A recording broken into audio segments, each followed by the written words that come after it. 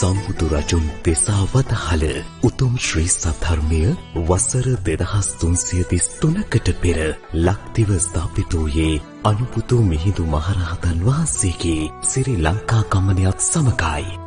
එම උතුම් පින්බර දිනය සිහි කරමින් උදාවන උතුම් පොසොන් පුන් පොහෝතා ශ්‍රද්ධා ලක්විරු සදහම් විකාශය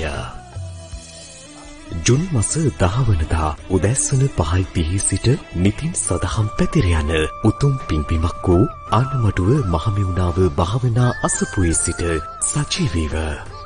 අෂ්ටාංග උපෝසත සීල සමාදානය ශීර පායාස පූජාව සමගින් මහමෙවුනාව භාවනා අසපුවාසී පින්වත් ස්වාමීන් වහන්සේලාගේ මෙහෙයවීමෙන් පොසොන් පෝතා විශේෂ ධර්ම දේශනා ධර්ම සාකච්ඡා සමගින් සීල භාවනා වැඩසටහන සැදැහැති ඔබ වෙනුවෙන්